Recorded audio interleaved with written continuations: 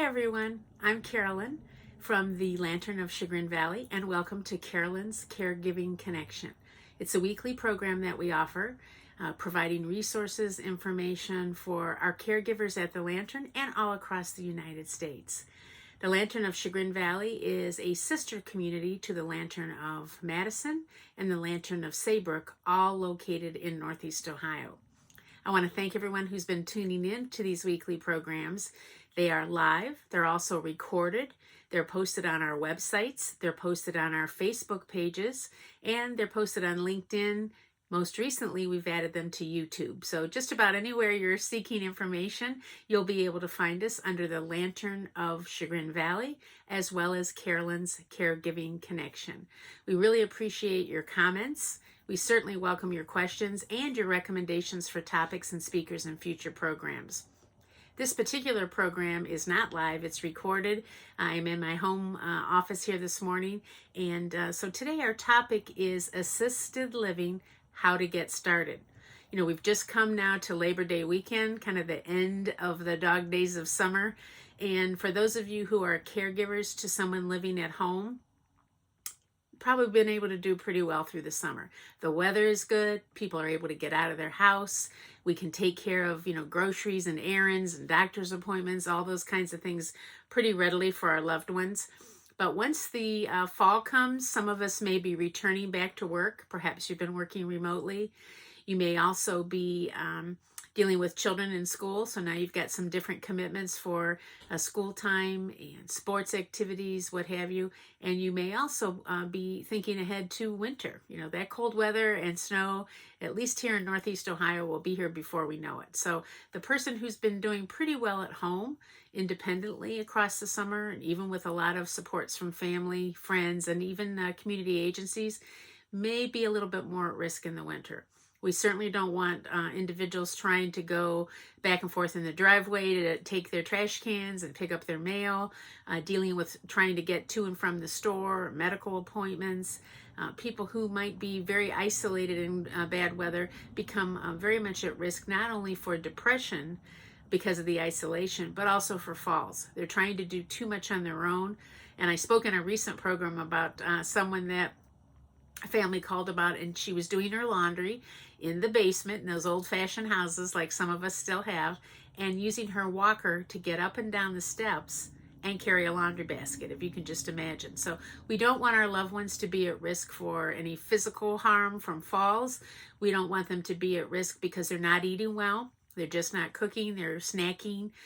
We don't want them to be at risk because they're really not moving very much in their house. They may have kind of, I call it living inside the donut. You know, they're now just pretty much in the bedroom and kitchen, or they're in the living room and kitchen. They sleep in a recliner. They do what we call table walking. So as we walk, we touch the counter and the chairs and what have you. They're not getting full strides. They're not getting good breathing. All those kinds of things. So it puts them at risk for many things. So if you've come to that point, it may be time to at least do the homework and learn about assisted living, what it is, what options you have in your community, no matter where you live across the country. So one of the first things you want to think about doing is getting that basic information. So a good place to start is your local Department of Aging, your local senior center, and your area agency on aging. And the whole United States is broken up into geographic areas. So we all live in a county, no matter what state you're in. That county has a senior center allocated to it, and it has a Department of Aging. The whole United States is also broken up into area agencies on aging. And in Northeast Ohio here, we have the Western Reserve Area Agency on Aging, or WRAAA, covers many counties.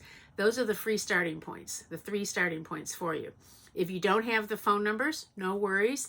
You don't even have to go on the computer to look it up. You call 211.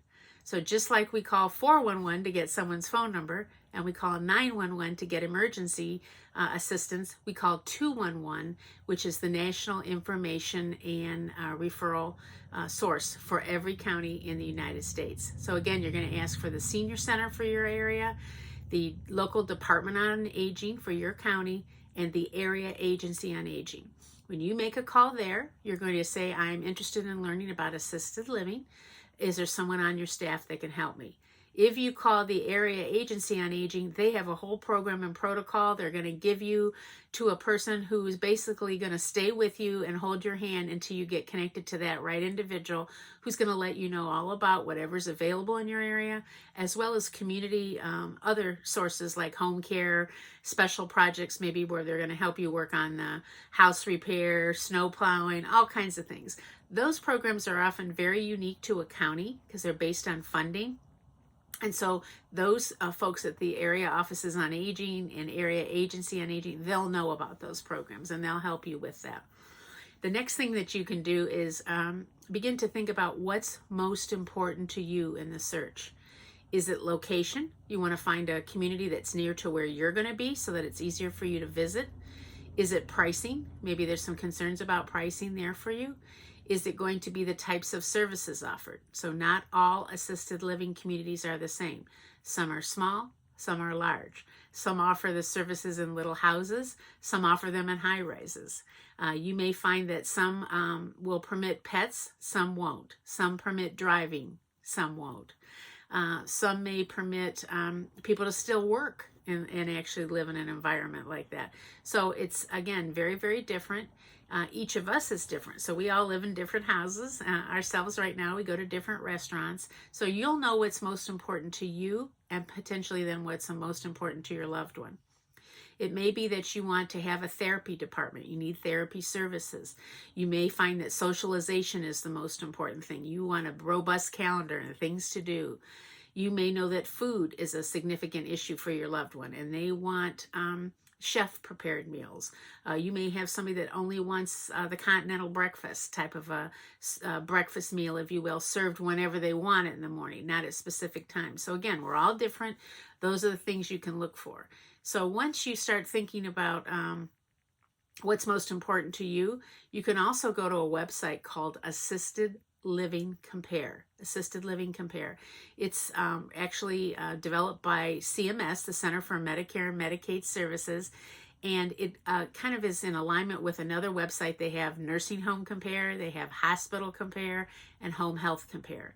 And they've created these websites to really help families and potential clients, if you will, have one source to go to get all the information they need. So if you go to Assisted Living Compare, you can Google it.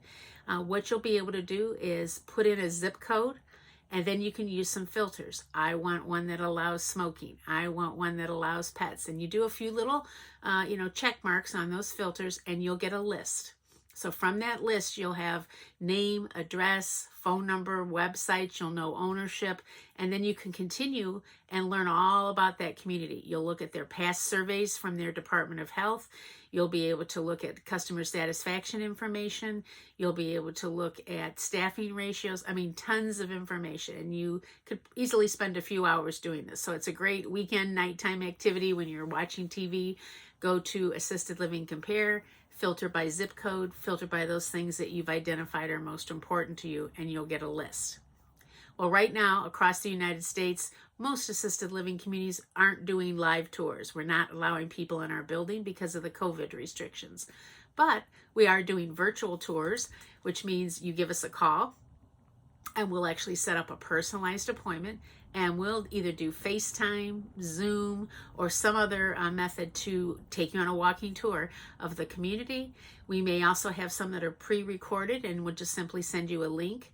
We can then show you exact suites. So if you've told us what you're looking for and we have one of those types of suites available, we'll make a video of that exact suite for you. So you see the view, each room, you'll know exactly what you would have seen on a live tour. So that's something that, again, most assisted living communities are doing that right now.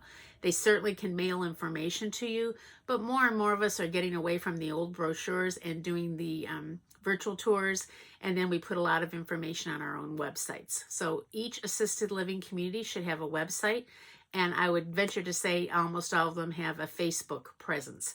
So on Facebook, you look up the name of that community, and just by scrolling down, you'll get a feel for the lifestyle. They'll have lots of photographs of events. They'll have information about, various things that they're doing. For instance, at our community right now, we're doing voter registration and absentee ballots. We've had some really fun special events this week, and that's where you might see photos of those kinds of things. And every community does that. So that gives you a start right there of the things that are going to be a beginning point so that you don't get overwhelmed. It's an emotional time when you are looking into assisted living for someone else. You know what you might want. You're not always sure if you know what they might want as well as what they might need. So there's want versus need. So it's a little tough sometimes emotionally, and that's why beginning the process by, getting a piece of paper and writing down what are the most important criteria for you, and then searching by zip code. Don't reinvent the wheel. It was already invented. You don't have to reinvent it. You just have to roll it. And so those first phone calls that I mentioned will get you on the path, if you will.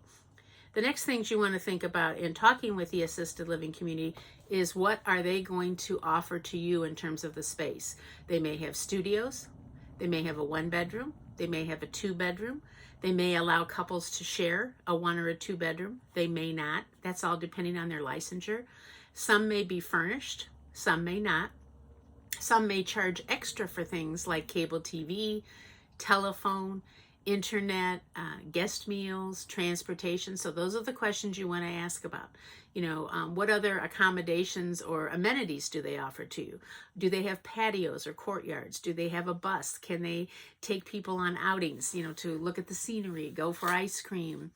Are they affiliated with any special hospitals, special medical programs? Do they have physicians that come in-house so that you don't have to go to outside doctors? Is there a beauty salon? Do they have relationships with schools? Again, all the things that are most important to you, ask those questions so you can determine availability as well as pricing. Now, the assisted living community, when you move along in your conversation with them, you may ask them about what to bring. And we've actually covered that on a previous program, but they'll be able to even offer you a checklist. If they don't, give me a call, and I'll be happy to give you a checklist similar to the one that we use for our families. So if it's furniture, they're going to tell you need a twin bed, a hospital bed, a double bed, the bed linens. They'll give you a listing of what type of clothing to bring. Of course, you definitely don't want to send a lot of wool items. You want to send things that are easily laundered. They'll let you know if items have to be marked. They'll let you know about appliances. Can you bring certain appliances? Can you not bring certain appliances like hair curling devices or toasters? Every community is different. So those are the things that they'll have on a list, and that'll help you get prepared so that even while you're researching, you can be looking in the home to say, do I have a twin bed or a double bed? Do I have the bed linens? Do I need to buy some things? Does someone else in our family perhaps have something that I'm looking for? An extra lamp, a floor lamp, an end table, those kinds of things. So get that list, and that becomes your planning guide, if you will, to begin to check off items that you can put to the side perhaps, or just know that you've got them and you're ready to go and you'll be prepared.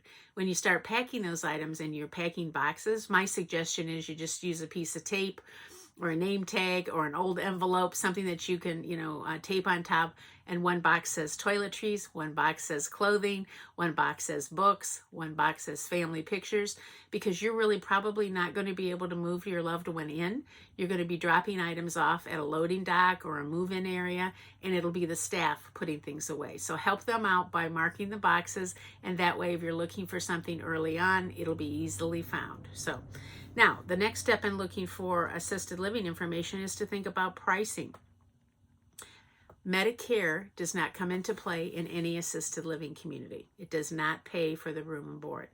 Most assisted living communities are private pay, and you kind of have to think of it like a hotel. If you were going on a trip, you have all kinds of options from motel to hotel to 5-star hotel, so you are going to choose for yourself what's most important to you on your vacation. Same thing with assisted living. We've talked about some of the differences between the communities, so you're going to look at each of those and which ones are more important to you. It's pretty clear that if you're looking for more and more specialty services, it may be more expensive. So there are still some assisted living communities that people share a room or share a suite, unrelated people. That may work for you. For most people, they want the private accommodation. So it could be a studio, could be a 1-bedroom, it may even be larger than that. If you are going to have some amenities, like we mentioned, cable TV or phone or internet, find out if those are extra. They are not in our Lantern buildings. But if that's an extra cost, you want to add that on. If you are going to need a memory care community, that typically is going to be more costly because of the higher staffing and the specialized programming, as well as all the security features. If you need to have a therapy program in-house, that may be an extra cost. Now, the therapy services may actually be billed to Medicare and secondary insurance because it's considered outpatient, just like it would be if you were going from your own home right now out to get a therapy service. You might also find that there's some things that are going to be additional for you if you want different food options. So in a building that has a chef and has, more farm to table and fresh foods and offers all 3 meals, there may be a different cost than a community that only offers a small continental breakfast and a choice of lunch or dinner. So you have different options in different states. You're going to discern what's important to you and then the cost aligned with that. So Medicare does not come into play for assisted living. Medicaid can come into play, but very few facilities actually participate in the Medicaid program. And that is because the cost of care is significant and the reimbursement is not. So that's really the bottom line for all of it. So make sure if you're going to need Medicaid, have that conversation up front so you're not wasting time on both sides and a community that you may not be able to go to. If you need the Medicaid program, it may be called the Assisted Living Waiver, ALW. That's what it is called in some states, and particularly here in Ohio. So there is an application process, and you have to complete that. You have to get approved, and then you get a piece of paper, which is called NOA, or Notice of Action, and that's what you give to the community. So there's still a cost. The individual is able to keep a small amount of money each month, and the rest of their monthly income comes to the community that participates in that program. So that's something to find out about.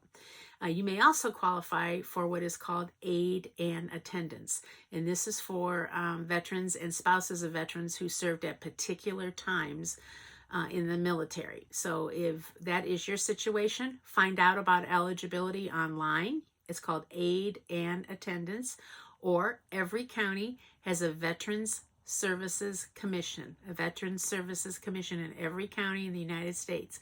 Find that number, call 211, remember, and get that number, make an appointment, and they're going to ask you for some information. You're going to be looking at military records, specific times of service, and usually it's combat times, and they'll educate you, they'll assist you with that application process, but it can give you up to almost $2,000 a month. So that's something to look into if that's your situation. The next thing that you want to do is, take that step back and have conversation with your loved one. Do they agree it's time for assisted living? Do they feel that they'll be safe without it? What is important to them? What questions can you both ask?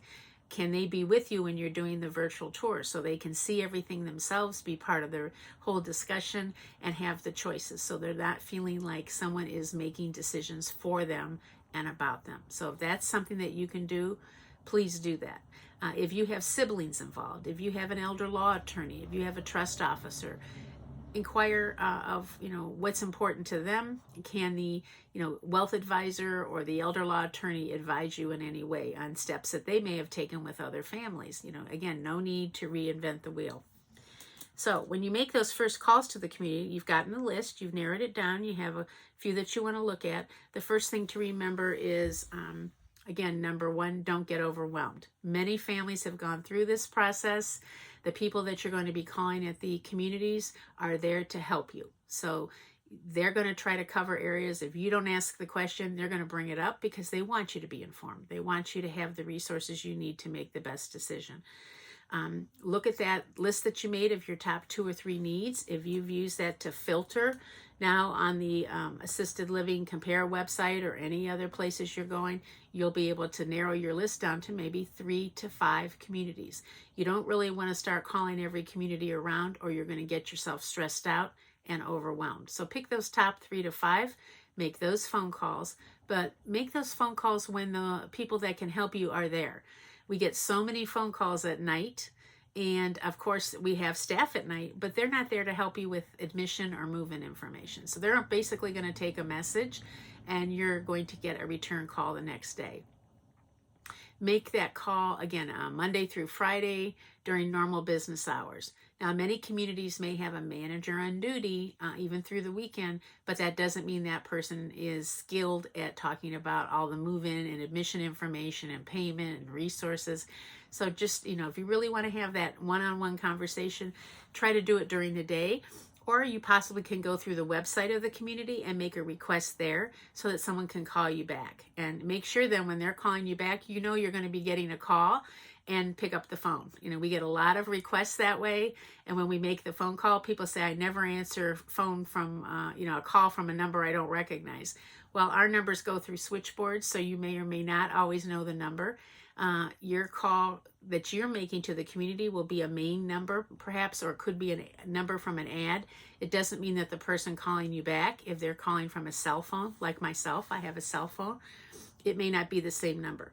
So a lot of times we end up playing phone tag because the person won't take our call when we call them at their request. So when you have that first call, set a little bit of time, a good solid 10 or 15 minutes. You're going to want to describe your situation, what's most important to you, the needs of your loved one. You're going to want to take notes, and the person you're speaking with is going to ask you some questions. So if you have insurance numbers, they'll be able to do some insurance verification for things like therapies, and they may be able to help you discern if their pharmacy is able then to accept your loved one's prescription plan and get your prescriptions paid for. All communities generally have a medical group that provides services. They have an optometrist, a dentist, a podiatrist, all kinds of ancillary providers, including counseling services. So that insurance information will be helpful.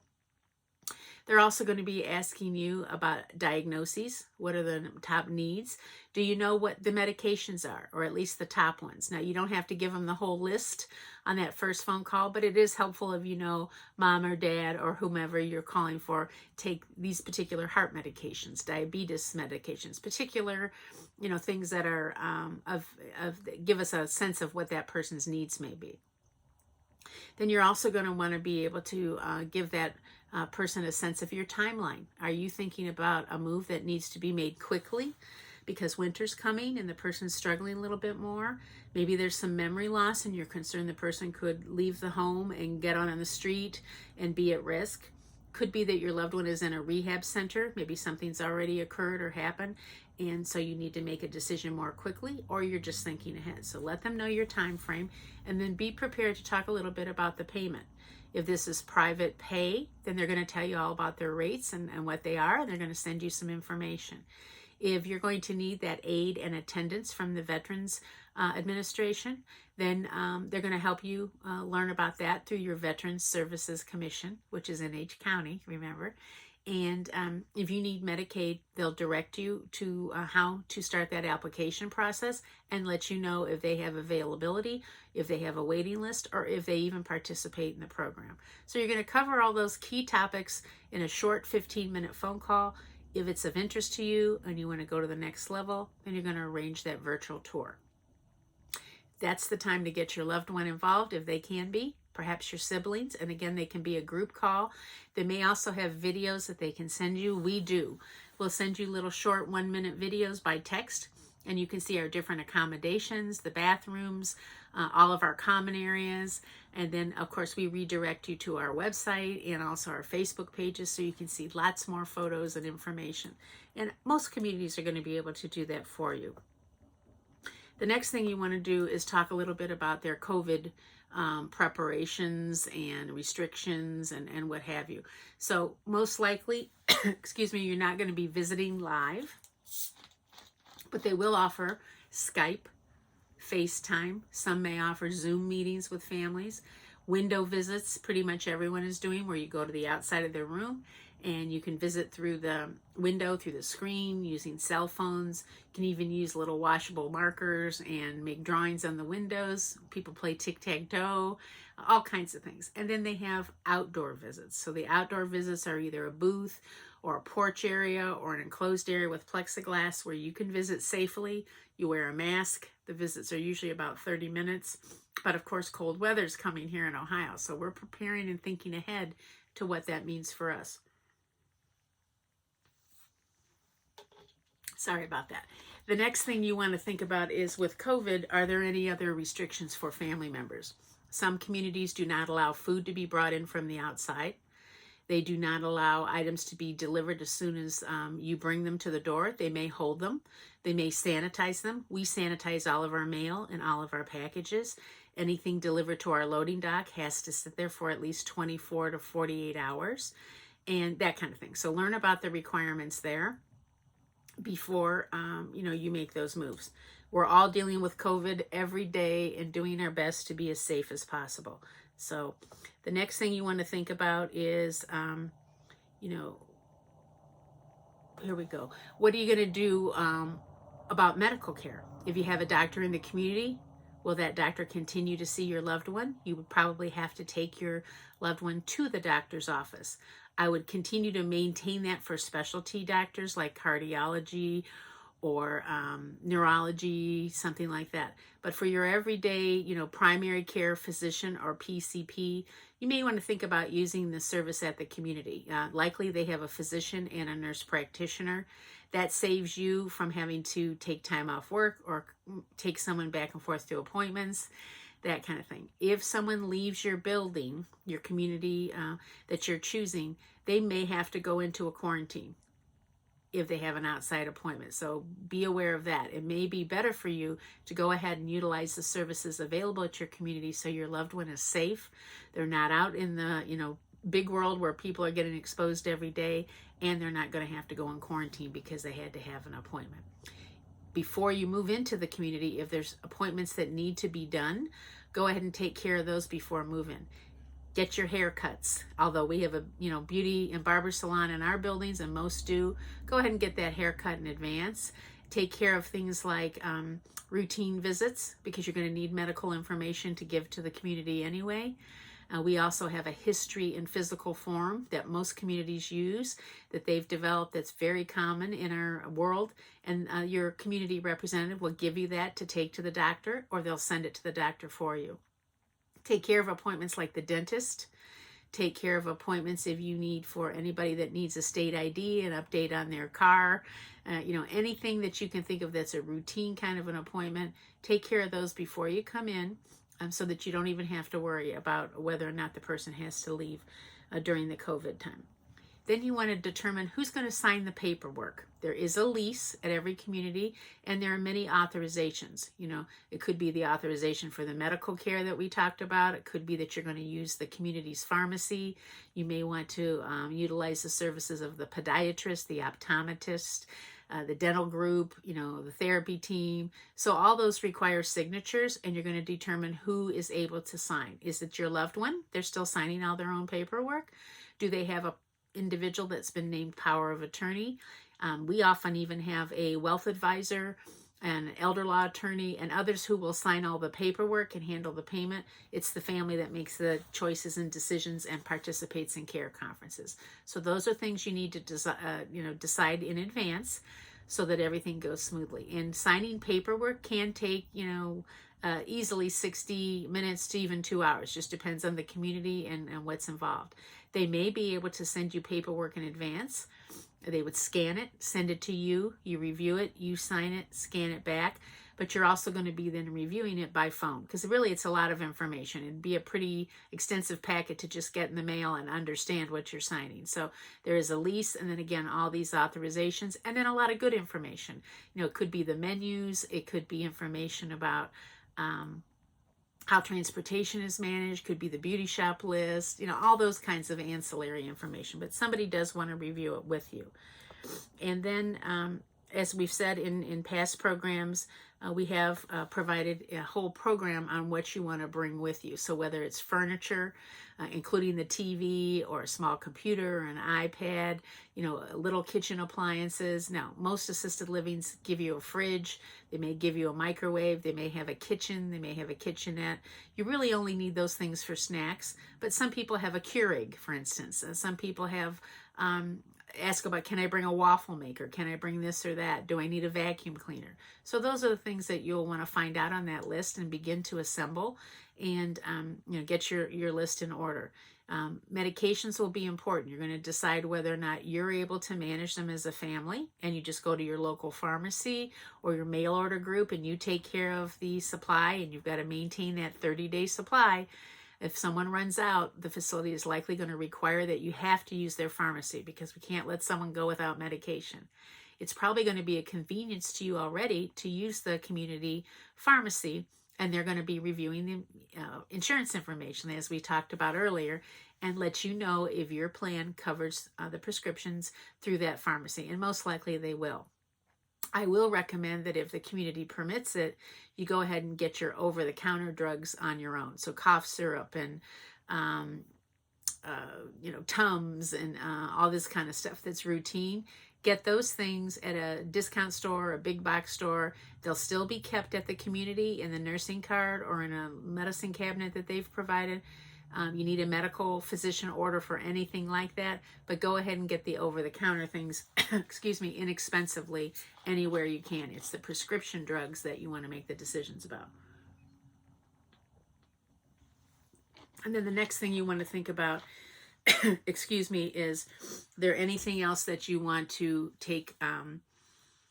make decisions on, like are there magazine subscriptions, newspapers?